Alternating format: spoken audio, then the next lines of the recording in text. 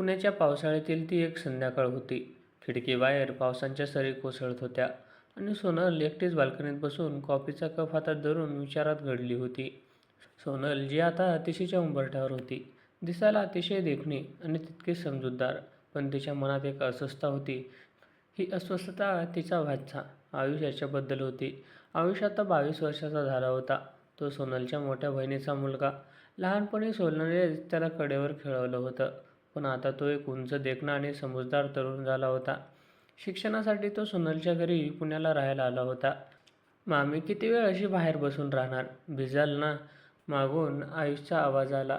सोनल दचकली. तिने मागं वळून पाहिलं. आयुष दारात उभा होता. त्याच्या डोळ्यात एक वेगळीच चमक होती. तो सोनलच्या खूप जवळ येऊन उभा राहिला, इतका जवळ की सोनलला त्याच्या श्वासांची ऊब जाणवत होती. काही नाही आयुष, बस पावसाचा आनंद घेत होते, सोनलने नजर चोरत म्हटले. पण हा आनंद एकट्याने घेण्याचं काय मजा आहे. मलाही आवडतो पाऊस, असं म्हणत आयुषने सोनलच्या हातातील कॉफीचा कप घेतला आणि त्याच ठिकाणाहून एक घोट घेतला, जिथून सोनलने घेतला होता. सोनलला काहीतरी वेगळं जाणवलं. तिने आयुषच्या डोळ्यात पाहिलं. त्या नजरेत केवळ आदर नव्हता, तर काहीतरी अधिक होतं. एक हक्क, एक ओढ जी शब्दात सांगता येत नव्हती. सोनलला स्वतःच्या मनात होत असलेल्या बदलांची भीती वाटू लागली. तिला वाटत होतं की हे चुकीचं तर नाही ना. पुढच्या काही दिवसात त्यांच्यातील जवळीक अधिक वाढली. आयुष सोनलला प्रत्येक कामात मदत करायचा. कधी स्वयंपाकघरात पीठ मळून देताना त्याचे हात सोनलच्या हाताला स्पर्श करायचे, तर कधी रात्री उशिरापर्यंत गप्पा मारताना तो सोनलच्या खांद्यावर डोकं टेकून बसायचा. सोनलने अनेकदा त्याला टोकण्याचा प्रयत्न केला, पण आयुषचे वागणे इतके सहज असायचे की तिला संशय घेण्याची जागाच उरायची नाही.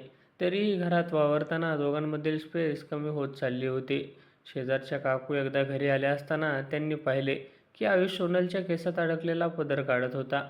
त्यांच्या नजरेत एक संशय उमटला. सोनल, भाचा मोठा झालाय आता, थोडं जपून वागत जा गं. काकू जाताना हळूच पुटपुटल्या. सोनलच्या मनात धस्स झालं. लोकांना काय वाटतंय आणि खरंच आमच्यात असं काही घडतंय का? सोनलला रात्री झोप लागेना. तिने आरशात स्वतःला पाहिलं. तिचे डोळे सांगत होते की तिला आयुषचा सहवास आवडत होता, पण हे नातं समाज मान्य करेल का? आयुषच्या मनात काय चाललंय?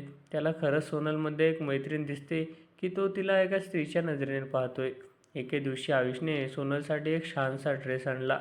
मामी, हा घालून बघ ना, तुझ्यावर खूप छान दिसेल, तो आग्रहाने म्हणाला. सोनलने तो ड्रेस घातला आणि बाहेर आली.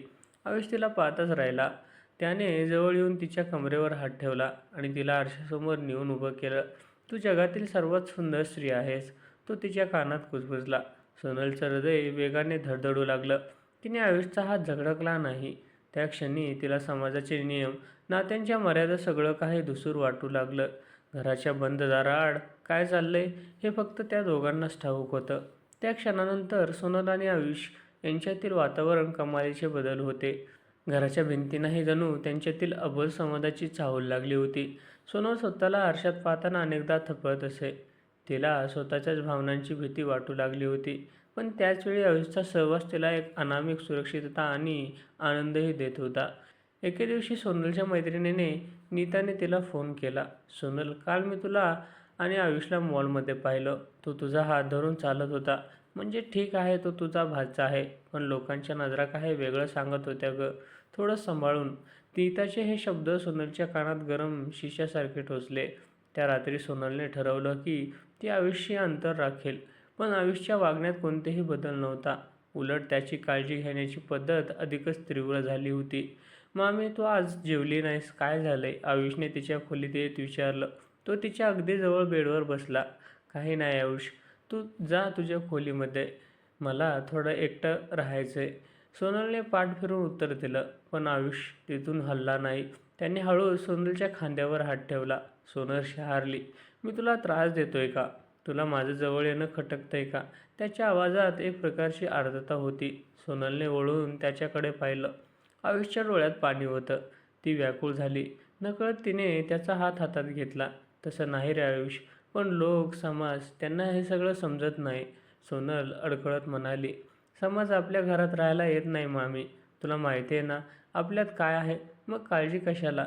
आयुषने तिच्या हातावर हलकीशी पापी घेत, त्या रात्री पावसाचा जोर वाढला होता. वीज कडाडत होती. सोनल तिच्या खोलीत एकटीच होती. तिला विजांच्या आवाजाची भीती वाटत होती. अचानक आयुष तिच्या खोलीत आला. "खूप भीती वाटते ना? मी इथेच बसतो हवं तर," असं म्हणत तो तिच्या बाजूला आडवा झाला. सोनलने त्याला विरोध केला नाही. त्या अंधारात फक्त एकमेकांच्या श्वासांचा आवाज येत होता.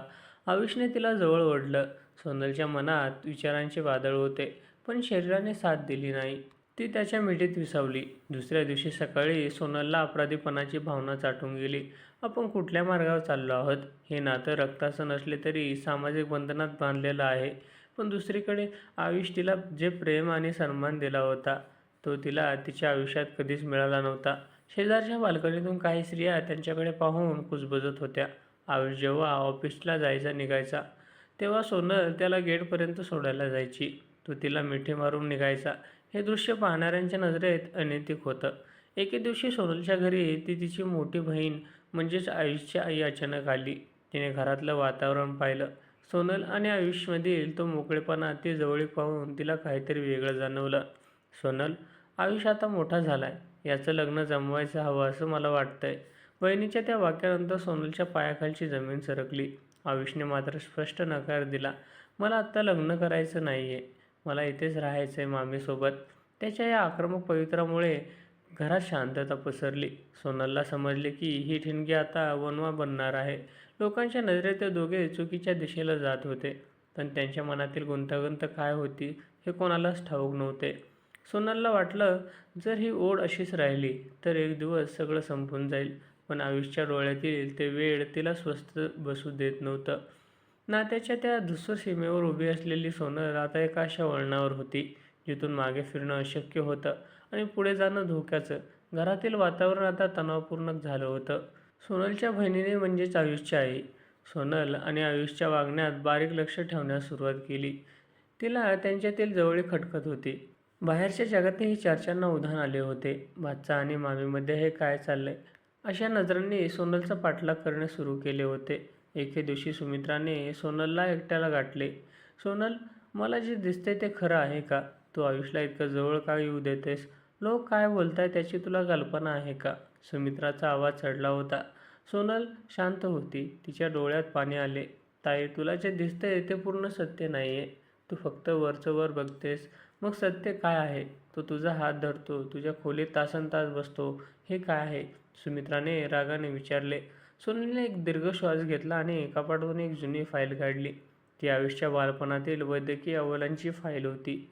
"ताई, तुला आठवतंय 5 वर्षांपूर्वी आयुषचा जेव्हा मोठा अपघात झाला होता, तेव्हा डॉक्टरांनी काय सांगितलं होतं? त्याच्या डोक्याला गंभीर दुखापत झाली होती आणि तो एका मोठ्या ट्रॉमा मानसिक धक्क्यामधून जात होता."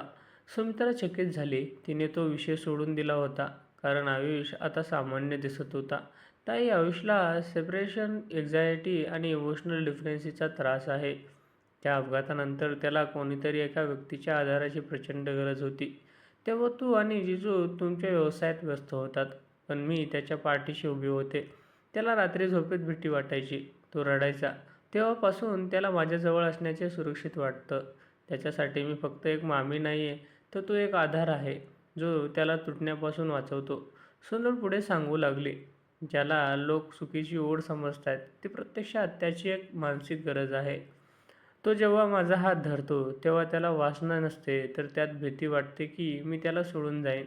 आणि मी मी त्याला हे सगळं समजावून सांगण्याचा प्रयत्न करते, पण त्याच्या मनाची अवस्था इतकी नाजूक आहे की त्याला अचानक तोडलं तर तो पुन्हा त्या नैराश्यात जाईल." तेवढ्यात आयुष तिथे आला. त्याने त्यांचे बोलणे ऐकले होते. त्याच्या डोळ्यातून अश्रू होते. तो सोनलच्या जवळ आला, पण त्यावेळी त्याने तिला मिठी मारली नाही. तो लांब उभा राहिला. "आई, मामी बरोबर सांगते. मला माहिती आहे लोकांना काय वाटतंय, पण मला फक्त मामीचा आधार हवा होता. मला वाटलं नव्हतं की माझ्यामुळे मामीच्या चारित्र्यावर प्रश्न उठतील." आयुष रडत म्हणाला. सोनलने आयुषच्या डोक्यावर हात ठेवला. "आयुष, तुला आधार देणं माझं कर्तव्य होतं, पण आता तू मोठा झाला आहेस. तुला या मानसिक आधाराची बाहेर पडायला हवं. आपली ही ओढ, ही जवळीक जरी निरागस असली, तरी तुला स्वावलंबी बनण्यापासून रोखते." त्या रात्री सोनल आणि आयुषमध्ये गंभीर चर्चा झाली. सोनलने त्याला स्पष्टपणे सांगितले की त्याला आता मनसोपचार तज्ज्ञांची मदत घेण्याची आणि स्वतःच्या पायावर उभे राहण्याची गरज आहे. त्यांच्यातील नात्यांची जी धूसर सीमा निर्माण झाली होती, ती ओलांडण्याऐवजी ती सीमा आता स्पष्ट करणं गरजेचं होते. लोकांना वाटत होते की त्यांच्यात काहीतरी नैतिक घडतंय, पण प्रत्यक्षात एका तुटलेल्या मनाला सावरण्याचा तो एक धडपणारा प्रयत्न होता. मात्र सोनलला कळून चुकले होते की केवळ प्रेमाने हा आजार बरा होणार नाही. त्यासाठी शिस्त आणि अंतराची गरज आहे. सत्याचा उलगडा झाल्यानंतर घरातील तणाव निवळला होता, पण आव्हाने अजून संपली नव्हती. समाजाच्या नजरा अजूनही शासक होत्या आणि आयुषला त्याच्या मानसिक स्थितीवर विजय मिळवायचा होता.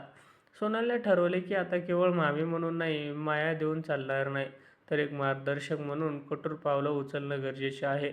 सोनलने आयुषला समजावून सांगितले, आयुष, तुला जर खरोखरच माझा आदर वाटत असेल तर तुला स्वतःला सिद्ध करावं लागेल. ही भावनिक ओढ तुला कमकुवत बनवत आहे. आपण दोघे काही काळ एकमेकांपासून लांब राहूया, जेणेकरून तुला स्वतःच्या अस्तित्वाची जाणीव होईल. सोनलने आयुषला पुण्यातीलच एका नामांकित वंशोपचार तज्ज्ञांकडे नेण्यास सुरुवात केली. तिथल्या सत्रांमधून आयुषला कळून आले की त्याच्या मनात सोनलप्रती असलेली ओढ ही प्रेमापेक्षा अधिक सुरक्षेची शोध होती. ज्या अपघाताने त्याला हादरवून सोडले होते, त्यातून सावरण्यासाठी त्याने सोनलला आपला आधारस्तंभ मानले होते.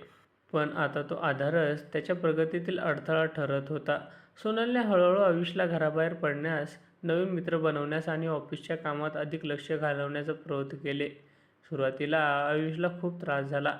त्याला सोनलची उणीव भासू लागली. पण सोनलने स्वतःला खंबीर ठेवले. तिने त्याच्याशी फोनवर बोलणे कमी केले आणि प्रत्यक्ष भेटी टाळल्या. काही महिने उलटले. आयुषच्या वागण्यात कमालीचा बदल झाला होता. त्याच्यातील तो अवळखळपणा आणि परावलंबित्व कमी होऊन एक प्रकारची प्रगल्भता आली होती. दरम्यान सोनलनेही समाजात पसरलेले गैरसमज दूर करण्यासाठी पुढाकार घेतला. तिने आपल्या बहिणीच्या मदतीने नातेवाईकांना आणि शेजाऱ्यांना विश्वासात घेऊन परिस्थितीची खरी बाजू मांडली. जेव्हा लोकांना समजले की हे नातं चुकीचं नसून एका मानसिक संघर्षाचा भाग होतं, तेव्हा लोकांच्या नजरा बदलल्या. एका रविवारी आयुष सोनलला भेटायला आला. यावेळी त्याच्या हातात गुलाबाचे फूल नव्हते, तर त्याच्या हातात पहिल्या पगाराचे पाकीट होते. तो सोनलच्या जवळ आला आणि त्याने वाकून तिच्या पाया पडले. मामी, आज मी जो काही आहे तो तुझ्यामुळेच. तू जर त्या दिवशी कठोर झाली नसतीस तर मी कदाचित कधीच सावरलो नसतो. मला माफ कर, माझ्यामुळे तुला खूप काही सोसावं लागलं. आयुष कृतज्ञतेने म्हणाला. सोनलच्या डोळ्यात अभिमानाचे अश्रू होते. तिने त्याला उठून प्रेमाने जवळ घेतले. पण यावेळी त्या स्पर्शात कोणतीही भीती किंवा गुंतागुंती नव्हती. तो एक शुद्ध, पवित्र आणि आधारयुक्त स्पर्श होता. आयुष, नात्यात ओढ असणं स्वाभाविक आहे, पण त्या ओढीला योग्य दिशा देणं हे महत्त्वाचं असतं. तू आज स्वतःला सिद्ध केलंस, हेच माझ्यासाठी सर्वात मोठं यश आहे, सोनल म्हणाली. काही दिवसांनी आयुषचे लग्न एका गुणी मुलीशी जमले. लग्नाच्या दिवशी सोनल सर्वात पुढे उभी राहून सर्व जबाबदाऱ्या पार पाडत होती. लग्नाच्या मंडपात जेव्हा आयुष आणि त्याची पत्नी सोनलचा आशीर्वाद घेण्यासाठी आले, तेव्हा सर्वांना जाणीव झाली की काही नाती ही रक्ताच्या पलीकडची असतात आणि त्यातील भावनिक गुंतागुंत जर समजूतदारपणाने सोडवली तर अधिक घट्ट होतात. लोकांना जे चुकीचं वाटत होतं, त्या नात्याने आज एक आदर्श निर्माण केला होता. सोनल आणि आयुषच्या नात्यातील ती दुसरी सीमा आता स्पष्ट झाली होती. ती सीमा होती आदर आणि विश्वास यांची.